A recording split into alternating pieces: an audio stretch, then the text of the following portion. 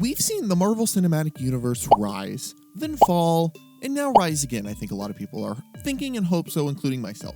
But what about the black sheep of the superhero franchises, the DC Universe? A universe that has somehow managed to rise, fall, rise again, fall again, reboot itself, rise again, fall again, and then somehow convinces us it's about to rise one more time. Okay, at this point, the DC Universe has had more comebacks than Hugh Jackman's Wolverine.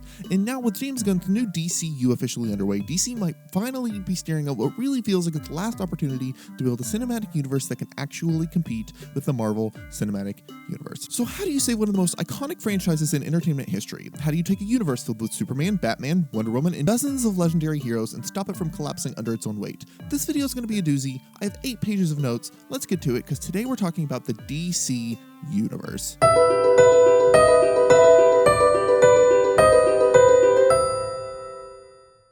Back when the Marvel Cinematic Universe was really starting to take shape, Warner Brothers looked over their beloved household IPs and saw billions of dollars rolling in. So naturally, they wanted a piece of the billion-dollar pie that was Marvel every few months. From the movies making $1 billion in their box office, the merchandising opportunities, the fan excitement, the brand loyalty, this was never an opportunity Warner Brothers was going to pass up. And the most insane thing is that Warner Brothers hadn't even made a single film yet, and already had a huge leg up on the Marvel Cinematic Universe. Not only having beloved IP in superhero fare with far more brand recognition than Marvel did whenever it was starting its characters, they already had a full library of characters at their disposal, something Marvel didn't have after they sold the rights to many of its characters after filing bankruptcy. Warner Brothers' plan seemed simple. Take some of the most famous superheroes ever created, apply the Marvel formula to create a connected universe, and simply print money. What could go wrong? That should have worked. DC has Batman, DC has Superman, DC has Wonder Woman. They're cultural icons. Number one, let's start with the biggest issue. The universe was rushed. Marvel spent years building towards the Avengers. When the Avengers came out, we very much knew the main players already.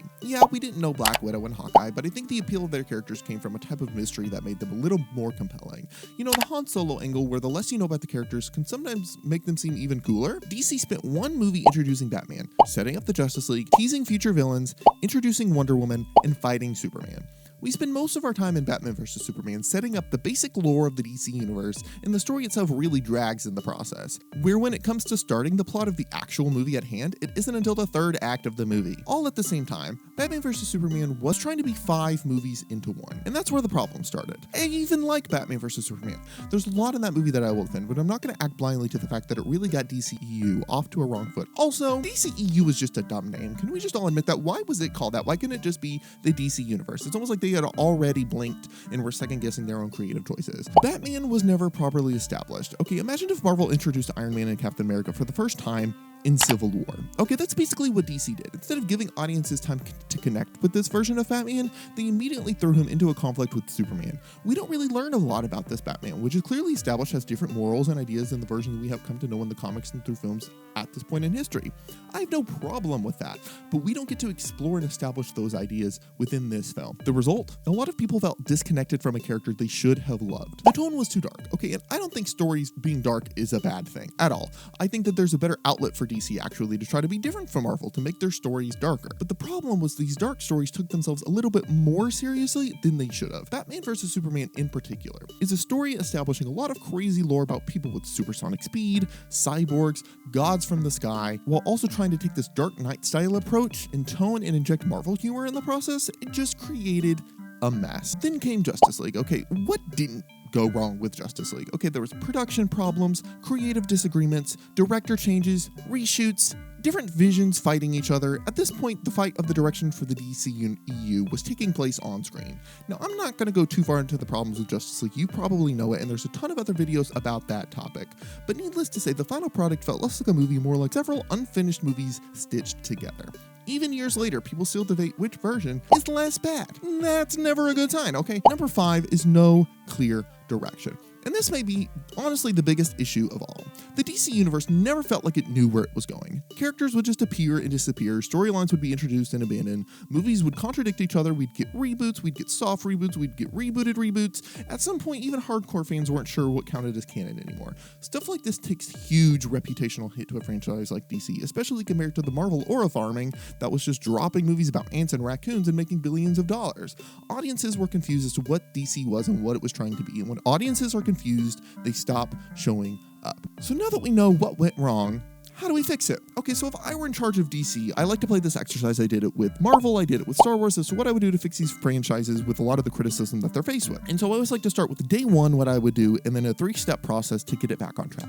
So day one, first things first, no more TV shows starring the major Justice League heroes. This was another big thing that I also said for Marvel as well, but at least not at the start. I know that's controversial, but again, Marvel and DC both, a lot of their problems have come from spreading audiences across too many projects. Okay, the average viewer shouldn't need to watch 6 hours just to understand what's happening. It's convoluting the brand, it staggers on unnecessary hours of homework required to watching your film, especially when most of those projects are just not really going anywhere and are just spinning their wheels most of the time.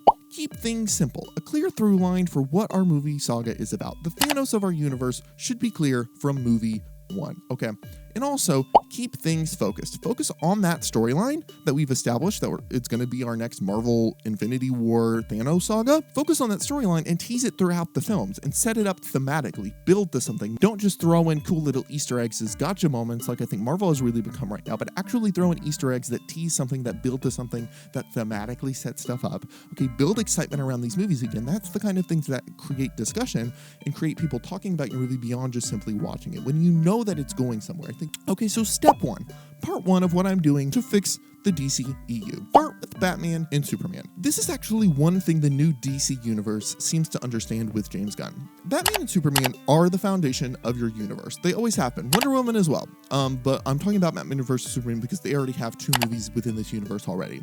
They're the pillars of the entire universe. The difference is at this time they're already established, again, unlike Batman versus Superman and all the other failed attempts at starting the DC universe. We don't need another Batman origin story. Okay, we already know what happened in Crime Alley. We already know who Superman is. Get us into the action faster. Get us into the storyline faster. Also, it's another really big thing. But let these heroes already exist, okay? Make sure they already feel like themselves, unless we're going to do a deep exploration into the morality and the stuff about Batman. Just let him have his very basic standard kind of core beliefs, his core standards, his core origin story, so we can really get again into the thematic storytelling and the plot that makes these characters original and that builds to something. I'm completely removing the idea in the new Superman movie with David Cornsot, which we're keeping in this new Superman universe that I'm starting, okay, that his parents wanted him to rule humanity. That whole twist in the Superman movie, hated that. Never worked for me. It didn't really make any sense. Superman's supposed to represent hope. That's what he represents in the film. And the idea that his origins were coming from a malicious place just wasn't something I really liked or that I would get behind. And I would immediately retcon that the moment I took over DC. We're also merging David Cornswet's Superman with Robert Pattinson's Batman. They're both great. They're beloved. They both match the tones of their characters. They're both the right age. Why would we not? Okay, yes, I know, I hear all the time that the tones are different, they wouldn't work, but hey, welcome to the comic books. Iron Man 1 and Captain America 1 could not be more different movies. See how that worked out? This might mean it might be hard to create unnecessary cameos. Batman couldn't just hop into a cameo in a new Superman movie very easily, but that would be fine. It would keep the universes separate. It would also force the Justice League movie to have their own tone, one that would balance all the characters. It would make the Justice League films feel like a lot more like their own vibes, their own story, their own franchise within themselves. That's what I would establish. That's what I would do. I love both of those actors. I love both of those storylines. They're both beloved. We're merging them together. Okay, here's step 2 of what I'm doing in the new DC universe. Okay, build individual heroes first. Okay, before we start to talk about said Justice League movie that has its own really interesting tone, we're gonna start thinking about establishing the heroes within that Justice League movie. Give us a few different Batman movies. We had, I think, 2 Iron Man movies before we even hit the Avengers.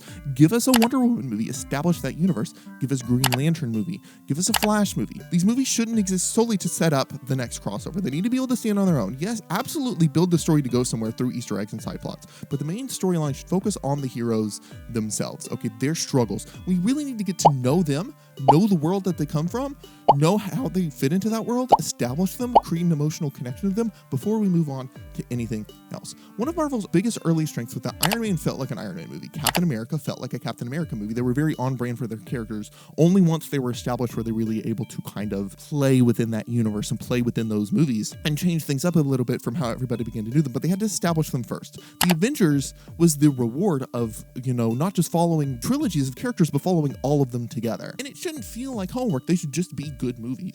DC needs to do the same thing. Develop these characters, make audiences care about them, then bring them together. A crossover without the characters being established isn't really a crossover. It's just a story with an ensemble cast. Part of the fun was these crossover movies is seeing the characters we know interact in ways we would expect. The humor, the drama, the character moments is what makes these crossover films worth it and not just feel like a cash grab. So step 3, the final step in my plan to save the DC universe. This is a long one and it sounds obvious, but have a plan. okay? The DC has never, ever, in all the many times that they've rebooted it, all the different times they tried to make a movie, never ever had a plan. The biggest difference between Marvel's early success and DC's struggles was the roadmap, okay? Marvel always felt like it was building towards something, even when we would go off and focus on characters in space like Guardians of the Galaxy, or follow a multiverse traveling wizard in New York with Doctor Strange, or a high schooler who just gets superpowers with Spider-Man. It always felt like it was part of the process and not just spinning its wheels. DC doesn't have that. DC needs an overarching story, not just movie-to-movie planning, not even just a phase of storytelling like Marvel does, but something that makes even the Justice League films feel like they were building to something.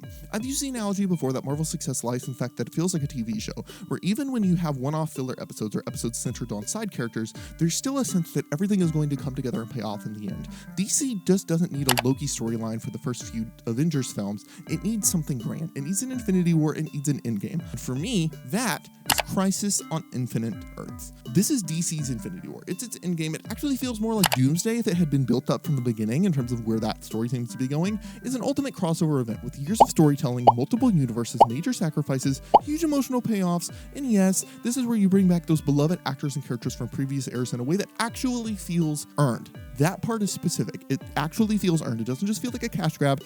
You've built to it from the beginning, so you're able to have these emotional payoffs. Give fans the cameos they've always dreamed about. You can bring back all the Snyder actors, all the old actors, actually do what they were trying to do with The Flash a little bit, but really, again, make it built up to, earned, and payoff of a long storyline that actually was fun to follow, but only after you've earned it, because that's where DC keeps making mistakes. They keep trying to sprint to the finish line. The audiences want that journey. You know, it's so fun to see it paid off, but you also, the story can't be bad. You know, people want to follow the journey when it's good, but that's the thing with Marvel is like, people wanted to have that story. They were so excited to do it again, but the stories just weren't worth it, to be honest with you. You have to make good stories and people will want to follow your journey. If you're familiar with the comic Crisis on Infinite Earths, you know how epic it can be in the possibilities for scale, and given an opportunity to correct the timeline and reboot the universe in a way going forward that really feels like it caps off a great ending to a storyline. The Anti-Monitor is a great villain to rival Thanos in terms of depth, while also be feeling vastly different from Thanos in terms of how he could be portrayed. There's just so much potential here.